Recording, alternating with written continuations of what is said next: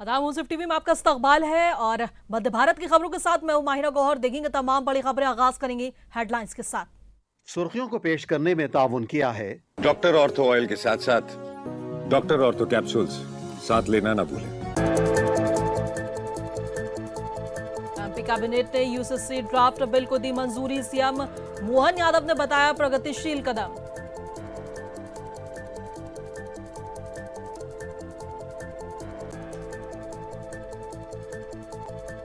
मध्य प्रदेश के UCC bill पर सियासत तेज, विपक्ष का आरोप बीजेपी कर रही है जाति धर्म की राजनीति।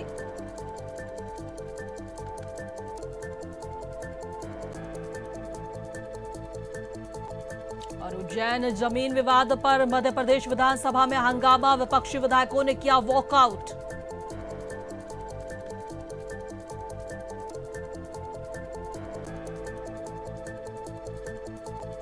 भोपाल में मानसून सत्र के दौरान सियासत तेज, विधानसभा में विपक्ष ने कई मुद्दों पर सरकार को घेरा।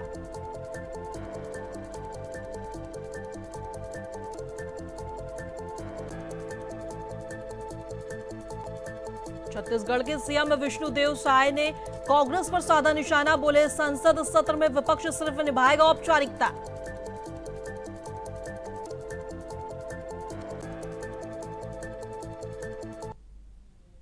आगाज करेंगे अहम और बड़ी खबरों के साथ। बता दें कि मध्य प्रदेश में यूसीसी यानी कि समान नागरिक संहिता ड्राफ्ट बिल को कैबिनेट की मंजूरी मिल गई है। मुख्यमंत्री मोहन यादव ने इसे प्रदेश के लिए एक प्रगतिशील कदम बताया है। उन्होंने कहा कि ऐसे कानून को लागू करना प्रधानमंत्री नरेंद्र मोदी के नेतृत्व में ही संभव है। सीएम ने कहा कि मध्य प्रदेश उन राज्यों में शामिल हो रहा है जो इन दिशा में आगे बढ़कर कदम उठा रहे हैं। मध्य प्रदेश के इतिहास का आज सबसे बड़ा और स्वर्णिम दिन है। आज यूसीसी अर्थात समान नागरिक संहिता का हमारी कैबिनेट द्वारा अनुमोदन किया गया। कल विधानसभा का सत्र प्रारंभ होने वाला, ऐसे में सत्र के दरमियान रखे जाने वाले विधेयक को न केवल एक समान नागरिक संहिता बल्कि और कई सारे विधेयक जो जनहितैषी जनउपयोगी है, लेकिन सबसे बड़ा एक देश एक विधान का जो कंसेप्ट है, यशस्वी प्रधानमंत्री के माध्यम से और डॉक्टर भीमराव अम्बेडकर की मूल धारा 44 और 14 के भाव के परिप्रेक्ष्य में मध्य प्रदेश सरकार उन राज्यों में से शामिल हो गई जो हमारे राज्य के सभी नागरिकों के लिए एक समान कानून लगाने जा रही। पूजा पाठ, अब बाकी अलग अलग धर्मों की जो पूजा विधियां, धार्मिक आयोजन है, उस सब की पूरी स्वतंत्रता है, लेकिन जीवन के अंदर विवाह करना हो तो एक विवाह से ज्यादा अगर करेंगे तो कानूनी रूप से वो गलत माना जाएगा। इसी प्रकार से संपत्ति के अधिकार, उत्तराधिकार, बहनों को भाइयों को समान वसीयत के आधार पर जो अधिकार मिलते हैं, उसमें भी ऐसी कई सारी समानता और कई सारी विसंगतियों को दूर करते हुए एक समान कानून का लगाया जाना, ये केवल यशस्वी प्रधानमंत्री के नेतृत्व में देश ही कर सकता है। और मध्य प्रदेश उस राज्यों में से शामिल हुआ है जिनने इस प्रकार के सुधार के कदम लगाए हैं। मेरी अपनी ओर से राज्यवासियों को बधाई। मध्य प्रदेश की यूसीसी यानी कि समान नागरिकता संहिता बिल को लेकर सियासत तेज हो गई है। विपक्ष ने बीजेपी पर आरोप लगाया है कि वो जाति और धर्म की राजनीति कर रही है। वहीं बीजेपी मंत्री गौतम टटवाल ने इस बिल का स्वागत करते हुए कहा है कि इससे समाज में समानता सुनिश्चित होगी। बिल को लेकर पक्ष और विपक्ष के बीच बयानबाजी लगातार जारी है। ये यूसीसी जैसा निर्णय मध्य प्रदेश की सरकार के माननीय मुख्यमंत्री डॉक्टर मोहन यादव जी ने जो निर्णय लिया है, मैं उनका अभिनंदन करता हूं, स्वागत करता हूं। और मातृशक्ति के सम्मान के लिए यह निर्णय लिया है, सर्वधर्म संभाव के साथ ये निर्णय लिया है, सारे धर्मों को एक साथ एक माला में पिरोने का काम करा है। और ये लोगों को जो भेदभाव हुआ करता था अलग अलग तरीके से वो समाप्त होगा। और इसमें कम उम्र की बेटियों की शादी हमारे मुस्लिम समाज में हुआ करती थी, उसकी उम्र भी निर्धारित होगी और बेटियों को बराबर सम्मान मिलेगा। पिता के अधिकारों में बराबरी का हिस्सा बेटी को मिलेगा। मैं इसका अभिनंदन करता हूँ, स्वागत करता हूँ। देखिए, अभी हमारे प्रतिपक्ष नेता, हम सारे विधायक अभी इस पर विचार कर रहे हैं और भारतीय जनता पार्टी तो सिर्फ जाति और धर्म के नाम पर लड़ाकर इस देश में भ्रम का जाल बुनकर सत्ता में बैठना चाहती है। नौजवानों को न्याय मिलना चाहिए, ये हमारी मांग है। मध्य प्रदेश विधानसभा में उज्जैन जमीन विवाद को लेकर विपक्ष ने विरोध जताया। विपक्ष के नेता उमंग सिंगार ने इस मुद्दे पर चर्चा के लिए विधानसभा अध्यक्ष से समय देने की मांग की। चर्चा की अनुमति नहीं मिलने पर विपक्षी विधायकों ने सदन से वॉकआउट कर दिया। इस मामले को लेकर विधानसभा के अंदर सत्ता पक्ष और विपक्ष के बीच जमकर बहस हुई और जमकर बयानबाजी भी हुई। इनके अंदर मुख्यमंत्री जी और उनके परिवार पे आरोप लगे जमीनों को लेके, योजनाओं में किस प्रकार से हेरफेर किया गया, उन योजनाओं में कैसे लाभ पहुंचाने को लेके आरोप लगे।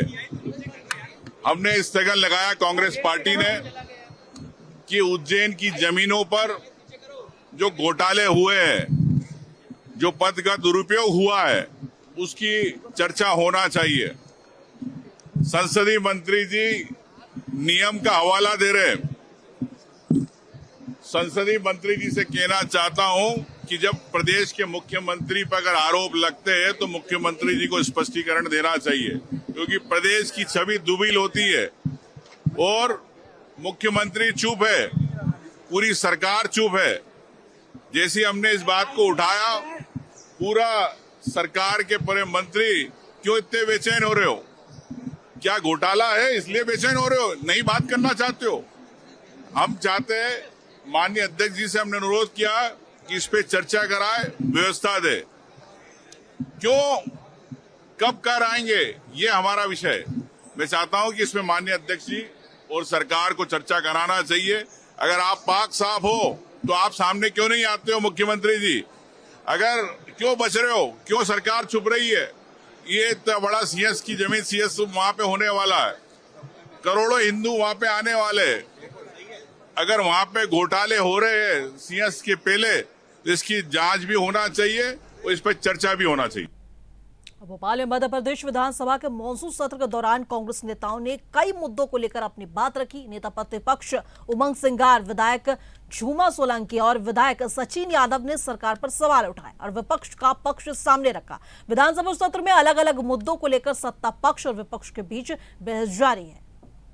यूसीसी बिल चूंकि लाने के बाद विस्तृत जानकारी हम लोग भी लेंगे, पर ट्राइबल की जहाँ तक बात है, उनकी संस्कृति, उनके रीति रिवाज, अपने उनके कानून कायदे हैं, उन्हें संरक्षित करने के लिए बाकायदा उनको स्थान मिलना चाहिए। और यदि कहीं छूट गया हो तो मेरी तरफ से तो मांग रहेगी कि उनको सारी बातों के लिए सारे नियम कानून कायदों को मानते हुए और उनको अलग रखना चाहिए।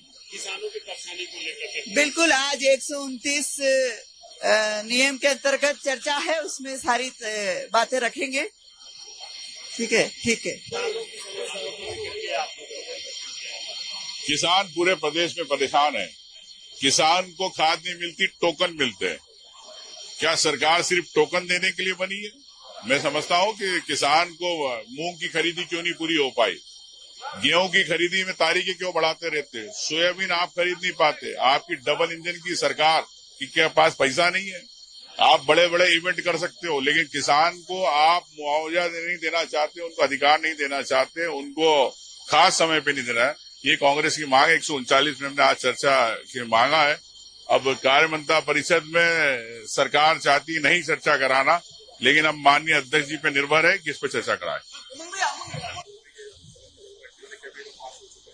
देखिए, आज या कल में जो है सरकार यूसीसी को लेकर के अपना जो ड्राफ्ट उन्होंने तैयार किया है उसको सदन में रखने का काम करेगी और सदन में जब एक बार आएगा, फाइनल ड्राफ्ट तैयार होगा, उसका अध्ययन करने के बाद कांग्रेस पार्टी जो है अपना लाइन तय करने का काम करेगी।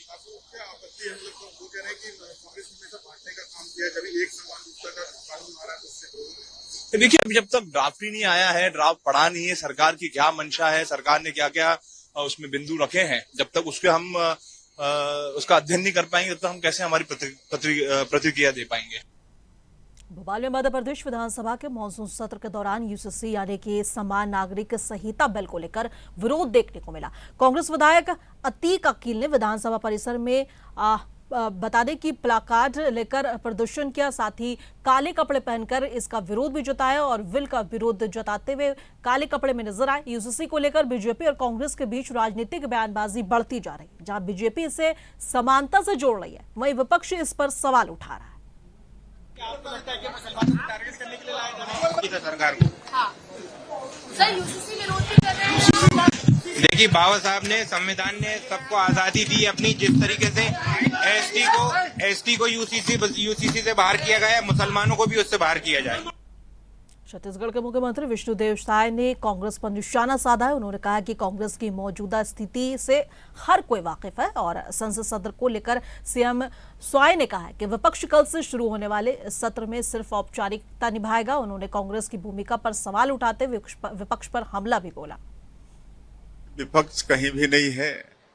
आज कांग्रेस की क्या स्थिति है पूरे देश में सबको मालूम है और अपना महज और औपचारिकता ही वो लोग पूरा करेंगे। जिस तरह से यहाँ भी छत्तीसगढ़ में भी यहाँ कांग्रेस पार्टी विपक्ष जो अभी अविश्वास प्रस्ताव लाई थी कितना कमजोर और लचर था, उसी तरह से वहाँ भी विपक्ष अपना औपचारिकता खाली निभाएगी। छत्तीसगढ़ के मुख्यमंत्री विष्णुदेव साय यादव समाज के प्रदेश स्तरीय महासम्मेलन और भवन लोकार्पण कार्यक्रम में शामिल हुए। इस दौरान उन्होंने भवन निर्माण के लिए 15 लाख रुपए और कार्यक्रम के लिए 5 लाख रुपए देने की घोषणा की। वहीं संसद के मौजूद सत्र को लेकर सीएम साय ने कहा है कि विपक्ष सरकार को घेरने की तैयारी कर रहा है, लेकिन सदन में जनता से जुड़े मुद्दों पर चर्चा होनी चाहिए। उन्होंने छत्तीसगढ़ की नई औद्योगिक नीति और सिंगल विंडो योजना की भी सराहना की। आज बड़ौदा ग्राम में यादव झेरिया समाज उनका प्रदेश स्तर का सम्मेलन का यहाँ पर आयोजन था और साथ ही साथ इस क्षेत्र के जो विधायक हैं पद्मश्री अनुज शर्मा जी, वो समाज को 15-15 लाख का 2 भवन दे चुके हैं। तो एक भवन का जो लोकार्पण कार्यक्रम भी संपन्न हुआ है और जिसमें हमको भी आमंत्रित समाज ने किया था। तो इसके लिए यादव झेरिया समाज के बहुत आभारी हैं। भारी संख्या में बरसात के बावजूद भी समाज के लोग यहाँ पर एकत्र हुए हैं और इस सम्मेलन में यहाँ के क्षेत्रीय विधायक पद्मश्री अनुज शर्मा जी भी उपस्थित रहे और समाज के संरक्षक हैं चंद्रपुर के 2 बार के विधायक राम कुमार यादव, वो भी उपस्थित रहे और समाज के वरिष्ठों की उपस्थिति में ये सम्मेलन संपन्न हुआ है। आज भी यहाँ मांग थी कि भवन का निर्माण होना चाहिए, तो आज 15 लाख रुपए की यहाँ भी घोषणा हुई है। आने वाले समय में यहाँ पर भवन बनेगा और इस तरह का सम्मेलन से खाली समाज को लाभ नहीं होता है बल्कि इससे देश को भी लाभ होता है। छत्तीसगढ़ की राजधानी रायपुर में पूर्व मुख्यमंत्री भूपेश बघेल ने राम मंदिर दान विवाद और सोनम वांगचुक से जुड़े मुद्दों पर अपनी प्रतिक्रिया दी। उन्होंने इन मामलों को लेकर अपनी बात रखी और सरकार से सवाल किए। भूपेश बघेल ने कहा है कि जनता से जुड़े मुद्दों पर जवाबदेही और पारदर्शिता जरूरी है। उनके बयान के बाद प्रदेश की सियासत तेज हो गई है। देखिए, जिस प्रकार से जो गड़बड़ी हुई है, सबसे पहली बात तो शिला पूजन के नाम से अरबों खरबों रुपये इकट्ठा किया, नवासी से लोग इकट्ठा कर रहे हैं। फिर उसके बाद ज़मीन खरीदने के लिए लिया, फिर मंदिर निर्माण में गड़बड़ी हुई, अब उसके बाद चढ़ावा चोरी। ये मामला सैकड़ों हजार करोड़ का है और ये तब से गड़बड़ी हो रही है, तो इसके तो व्यापक जांच होनी चाहिए।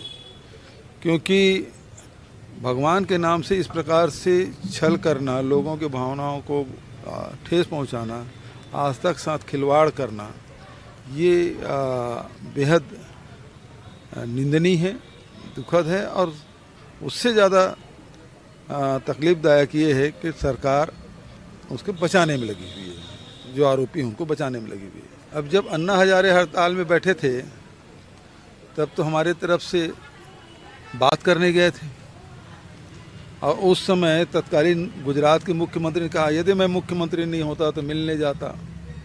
तो आज क्या तकलीफ है भाई, आप किसी अपने आदमी को भेज देते मिलने, बातचीत कर लेते। और कोई अपने लिए तो किया नहीं। 22 लाख लोग जो जिनके परीक्षा दिलाए और पेपर लीक होने के कारण से 22 हमारे बच्चे नौनिहाल उन्होंने आत्महत्या कर ली। तो किसी की जिम्मेदारी है? आपने तो यहाँ एक को जो एनआईटी के जो डीजी है उसको तो आप प्रमुख सचिव बना कर रखे मुख्यमंत्री कार्यालय में रायपुर में। और रायपुर में छत्तीसगढ़ के कृषि मंत्री राम विचार नेताम ने कांग्रेस शासन के दौरान शुरू की गई कई योजनाओं को लेकर कांग्रेस पर तंज किया। वहीं प्रदेश में देरी से आए मानसून, भारी बारिश और जलभराव के कारण किसानों की चिंता को लेकर भी उन्होंने अपनी बात रखी। ये जवाब जो है भूपेश बघेल जी को देना चाहिए। उनकी सरकार आने के बाद कितने योजनाओं का नाम उन्होंने बदल दिया। हमारी सरकार ने कोई ऐसे योजना का नाम नहीं बदला। उन्होंने तो बस्तर में स्वर्गीय बलीराम जी के नाम से जो वहाँ हमारे मेडिकल कॉलेज है उसका भी नामकरण बदल दिया। यहाँ कितने योजनाओं, कितने चौक चौराहे का नाम बदल दिया। हमने तो अभी तक कुछ किया नहीं है, कुछ इस तरह के हमने बदलाव नहीं किया है। तो इसलिए भूपेश बघेल जी को खुद अपनी ओर झांकना चाहिए, देखना चाहिए, इसके बाद दूसरे ऊपर आरोप लगाना चाहिए कि लेट बारिश होने से कई तरह की दिक्कतें आई हैं। हमारे किसान जो है कब से इंतजार कर रहे थे। अब धीरे धीरे मानसून सुधरा हुआ है, बारिश हो रही है और लोगों का बुआई का और रोपा का उसका समय है। किसान उसी में व्यस्त हैं। अभी लोगों के लिए खाद और बीज के पर्याप्त भंडारण किया गया है, व्यवस्था किया गया है, किसी प्रकार की कोई कमी नहीं है। फिर भी अचानक में जब बारिश होती है तो कई तरह की समस्याएं उत्पन्न होती हैं। खेत भी भरता है, बीज बोए रहते हैं वो भी प्रभावित होता है। नगरीय क्षेत्र की बात करें तो उसमें नाली चौक होते हैं और चौक कोई दूसरा नहीं करता है, चौक हम ही आप लोग करते हो। जहाँ कचरा होता है सब हम घर के बगल में हम फेंकते हैं। अभी भी हमें बहुत कुछ जागरूकता फैलाने की जरूरत है। और अब रुख करते हैं राजधानी दिल्ली की तरफ। बता दें कि राजधानी दिल्ली में आज जमकर बवाल हुआ। सड़क से लेकर संसद तक खूब बवाल हुआ। दिल्ली पुलिस ने सोमवार को नई दिल्ली जिले के लगभग विभिन्न स्थानों के कई प्रदर्शनकारियों को हिरासत में ले लिया। कांग्रेस जनता पार्टी जो कि आज संसद तक मार्च करने वाली थी उसको हिरासत में ले लिया, क्योंकि उन्होंने बता दें कि निषेधाज्ञा के बावजूद संसद की ओर इकट्ठा होने के मार्च करने का प्रयास किया था। वहीं मंडी हाउस, पटेल चौक, जनपथ, जंतर मंतर और पार्लियामेंट स्ट्रीट और दूसरे प्रमुख स्थान से गिरफ्तारी होने की भी खबरें हैं, जिनमें से कम 7 लोगों को संसद के पास भारतीय रिजर्व बैंक के नजदीक हिरासत में लिया गया। इसी के साथ इस वक्त नई दिल्ली में सुरक्षा व्यवस्था को लेकर इंतजाम काफी सख्त है, जिसमें कई स्तरों पर बैरिकेडिंग, पुलिस और अर्धसैनिक कर्मियां भी भारी बल के साथ तैनात है और कई प्रमुख चौराहों पर, सीमा बिंदुओं पर वाहनों की गहन जांच भी शामिल है। इस वक्त की बड़ी खबर जो निकल कर आ रही है वो ये कि हम आपको बता दें कि केंद्रीय मंत्री जेपी नड्डा ने कांग्रेस जनता पार्टी के प्रतिनिधियों से मुलाकात की है, बातचीत की है और आज सुबह पहली बार प्रदर्शनकारियों की ओर से सरकार के साथ बातचीत करने का प्रस्ताव आया और वो सुबह 11:30 बजे से ही बातचीत में जारी थे। बातचीत के बाद एक फोटो भी सामने आया और जेपी नड्डा ने कहा है कि उन्होंने सभी प्रदर्शनकारियों से अनुरोध किया कि वे अपने धरने को समाप्त करें और सामान्य स्थिति बहाल करने में प्रशासन की मदद करें। और हमारे संवाददाता नदीम खान जो कि सुबह से लगातार जंतर मंतर पर पल पल की कवरेज कर रहे हैं, वो अब हमारे साथ जुड़ गए हैं। नदीम, जेपी नड्डा से सौरभ दास और आशुतोष की मुलाकात हुई है, दोनों के बयान भी सामने आए हैं, जहां जेपी नड्डा ने कहा है कि उन्होंने ज्ञापन अपने पास ले लिया है। जो मांग थी कांग्रेस जनता पार्टी की, वो ज्ञापन सौरभ दास और आशुतोष ने जेपी नड्डा को सौंप दिया है। इसका बाकायदा फोटो भी सामने आया है। जेपी नड्डा ने कहा है कि हमने प्रदर्शनकारियों से अनुरोध किया है कि वो प्रदर्शन खत्म कर दें। वहीं सौरभ दास और आशुतोष का बयान आया है कि उन्होंने ज्ञापन तो सौंप दिया है, लेकिन अब उनकी मांगे पूरी होगी कि नहीं होगी इस पे कोई चीज, इस पे चीजें पूरी तरह से अभी क्लियर नहीं है। क्या कुछ अपडेट है इसको लेकर, बताइए। हम अभी जंतर मंतर पर मौजूद हैं। तमाम तरह के जो जिन जगहों से प्रोटेस्ट हो रहा था, पुलिस ने उन सबको मार कर अब तक भगा दिया है लाठीचार्ज के। अब जंतर मंतर केरला हाउस के सामने प्रोटेस्ट हो रहा है। गाड़ी पर सौरभ दास हैं, अभिजीत हैं और आशुतोष हैं और सोनम वांगचुक की पत्नी है, चंद्रशेखर आजाद हैं। वो कह रहे हैं, अभी जो अभिजीत ने बयान दिया कि कम से कम इतना तो हुआ, जो सरकार गूंगी बहरी हो गई थी उस सरकार ने सुनी हमारी बात को, हमको उस सरकार की तरफ से प्रस्ताव आया है और अब बातचीत चल रही है। जेपी नड्डा ने कहा है कि मीटिंग चल रही है, मीटिंग के बाद हम फैसला सुनाएंगे। लेकिन ये भी कह रहे हैं कि प्रोटेस्ट तब तक खत्म नहीं करेंगे जब तक जो हमारी मांग है वो पूरी नहीं की जाएगी। लेकिन जो एक तनाव का और एक जो एटीट्यूड का मसला था, सरकार उधर से बात नहीं कर रही थी, इधर इनका जंतर मंतर से पार्लियामेंट तक का मार्च था, उसको अब उन चीजों पर जो बहुत ज्यादा सख्ती थी दोनों की तरफ से, वो नॉर्मल हुआ है। सरकार ने प्रस्ताव दिया, तो सरकार ने बुलाया, बातचीत की और ये लोग भी गए, बातचीत किए। यही अभी अभिजीत और आशुतोष और सौरभ दास अपनी बात रख रहे थे। जी ठीक है और नदीम, यहाँ पूरा पुलिस बल तैनात है। जो आंसू गैस के गोले दागती है वो गाड़ी भी यहाँ खड़ी हुई है और तमाम जो फोर्स की है, दिल्ली पुलिस फोर्स यहाँ तैनात है। ठीक है नदीम, जो तमाम मेट्रो स्टेशन जिनको सुबह में बंद कर दिए गए थे, वो सारे मेट्रो स्टेशन जो है वो खुल चुके हैं। साथ ही जहां पे अभिजीत दीपके और सोनम वांगचुक लंबे समय से धरना प्रदर्शन पर और भूख हड़ताल में बैठे थे, कहा गया कि वो मंच भी खाली कर दिया गया है। जो एक प्रोटेस्ट का जो एरिया था जंतर मंतर पर, वो एरिया खाली कर दिया गया, मंच खाली करवा दिया गया है। इसको लेकर क्या कुछ अपडेट है? बिल्कुल, जो जिस जगह प्रदर्शन कर रहे थे, सोनम वांगचुक भूख हड़ताल पर बैठे थे, उसको तो 2 ही बजे तक सब कुछ खत्म करा दिया था। उससे आगे जो केरला हाउस है, फिर इंडिया यूथ कांग्रेस की पार्लियामेंट की तरफ जो रोड जाती है, तो अभी जो प्रोटेस्ट हो रहा है वो केरला हाउस के जस्ट सामने प्रोटेस्ट हो रहा है। यहाँ सारे लोग मौजूद हैं, छात्र हैं और तमाम क्रिएटर्स हैं, वो यही मौजूद हैं। एक समय ये था कि ये प्रोटेस्ट लीडरलेस हो गया था, क्योंकि खबर ये निकल गई कि अभिजीत को गिरफ्तार कर लिया गया है और सौरभ दास को, आशुतोष को जेपी नड्डा ने बुला लिया है। तो तमाम जो यंग छात्र थे वो खुद से लीड कर रहे थे, अपना अपना ग्रुप बनाकर अलग अलग सड़कों पर जाकर अलग अलग रास्तों से पार्लियामेंट पहुंचने की कोशिश कर रहे थे। बहुत हद तक कई रास्तों से होते हुए पार्लियामेंट के तक लड़के पहुंच गए थे, लेकिन पार्लियामेंट के अंदर नहीं जा सके। पुलिस ने वहां से लोगों को भगा दिया, तितर बितर कर दिया। ठीक है नदीम, जेपी नड्डा ने ज्ञापन तो ले लिया है मांगों का, लेकिन क्या लगता है कि धर्मेंद्र प्रधान का इस्तीफा होगा? और अगर धर्मेंद्र प्रधान का इस्तीफा नहीं हुआ, बाकी मांगे मान ली गई, लेकिन धर्मेंद्र प्रधान का इस्तीफा जो है वो नहीं माना गया, तो उसके बाद क्या कॉकरोच जनता पार्टी वापस से जो है, जो प्रदर्शन स्थल था लंबे समय से जंतर मंतर का, वो मंच क्या है वहां वापस लौटेगी? आगे की रणनीति क्या चल रही है, आगे का प्लान क्या है? इसको लेकर क्या उनकी तरफ से कोई किसी तरह के बयान सामने आए हैं? जी माहिरा, अगर आप एनालिसिस करें इस पूरे प्रोटेस्ट का, तो शुरू में सरकार बात करने तक के लिए तैयार नहीं थी, ठीक है, और इन्हीं को देशद्रोही बता रही थी, इन्हीं प्रोटेस्ट करने वालों को, छात्रों को। अब क्या हुआ, जब सरकार को यह पता लगा कि ये जो जंतर मंतर पर छात्र आए हैं वो गांव खेड़ों से, अलग अलग शहर से, अलग अलग शहरों से आए हुए हैं और ये आम छात्र हैं, जिसमें बड़ी संख्या में लड़कियां मौजूद हैं, गर्ल्स हैं, बॉयज हैं, ये दोनों हैं, और ये आम छात्र हैं। किसी पार्टी ने और किसी नेता ने इनको लेकर नहीं आया है। तब सरकार को समझ में आया कि हमारे खिलाफ नैरेटिव घर घर पहुंचने वाला है, क्योंकि अब यहाँ जो प्रोटेस्टर आए हैं, क्योंकि पुलिस एक रास्ते से दौड़ा रही, दूसरे रास्ते से दौड़ा रही, तीसरे रास्ते, 5 किलोमीटर के अंदर सिर्फ पुलिस लड़कों को दौड़ा रही, छात्रों को, और छात्र पुलिस वालों को दौड़ा रहे हैं। तो जो परेशान किया, और जिन छात्रों पर लाठीचार्ज, जिनका पैर टूट गया है, उनमें से कई हॉस्पिटलाइज हैं, तो ये जन आक्रोश बन जाएगा। उसके बाद से जेपी नड्डा ने, फिर पार्टी ने सोचा, फिर विचार किया, इसके बाद बुलाया, फिर ये कहा है कि मीटिंग करके हम बताएंगे। लेकिन अभी भी धर्मेंद्र प्रधान बने हुए हैं और जंतर मंतर पर अभी भी प्रोटेस्ट चल रहा है। लेकिन जो भाषण में तलखी थी, यहाँ जो भाषण दे रहे हैं, उनके भाषण में जो तलखी थी, वो नरमी दिखाई दे रहा है।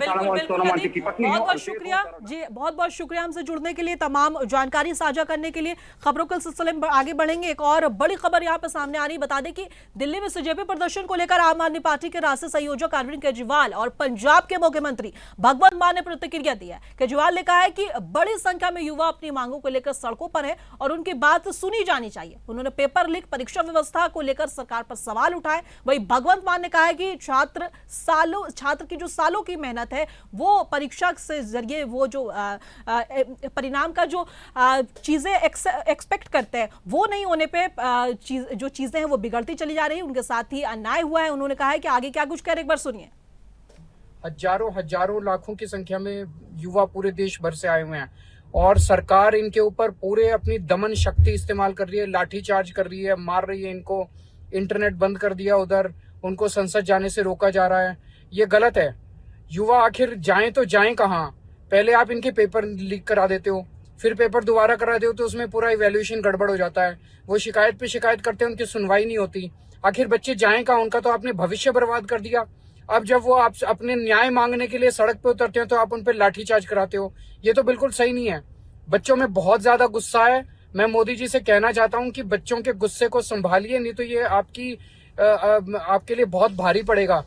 मैं जंतर मंतर पे जो भी इनका हमारे स्टूडेंट्स का जो प्रदर्शन है, मैं उसकी सपोर्ट करता हूं। हम एक साथ हैं। मध्य भारत की खबरों में बस इतना ही। कल फिर मिलेंगे इसी वक्त। तब तक के लिए देश दुनिया की तमाम खबरों के लिए बने रहें मुंसिफ टीवी के साथ।